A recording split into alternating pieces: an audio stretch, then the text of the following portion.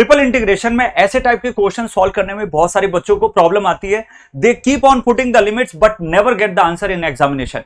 Problem actually ये है कि इस टाइप के क्वेश्चंस को सॉल्व करने का सिंपल तरीका है by using the Dirichlet criteria. अब ये डिरिचलेट बोलता क्या है एक्चुअली, इट सेज कभी भी ऐसी सिचुएशन आती है जिसके अंदर टू वेरिएबल कंडीशन है, एग्जांपल के लिए x की कुछ पावर है, y की कुछ पावर है, then you have to convert into m और n। मतलब सीधा सा ये हो गया, मान लो x की पावर 4 आ रही है, सो m - 1 इक्वल्स टू 4, इसका मतलब m इक्वल्स टू कितना हो गया बेटा 5 हो गया।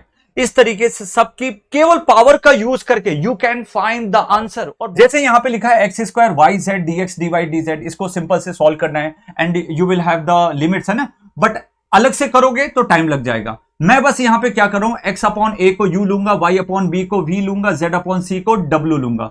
तो इसका मतलब u + b + w less than और इक्वल टू कितना बन गया, 1 बन गया।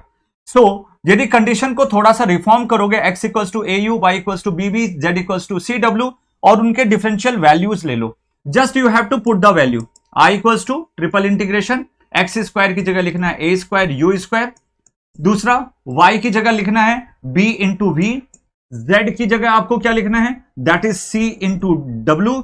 फिर सेम तरीके से dx dy एंड dz की वैल्यूज पुट अप कर दो, a × du dot b × dv dot c × dw, you will get your answer.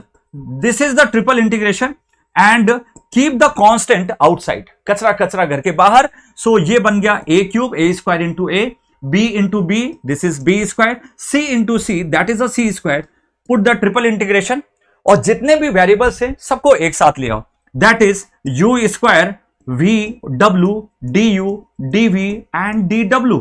कितना सिंपल तरीके से आ गया। अब आपको जो पुरानी लिमिट्स थी उसके अकॉर्डिंग ध्यान देना है, मतलब आपको केवल पावर पे ध्यान देना है, x की कितनी पावर है, y की एंड z की कितनी पावर है, उसके अकॉर्डिंग आपको ध्यान देना है।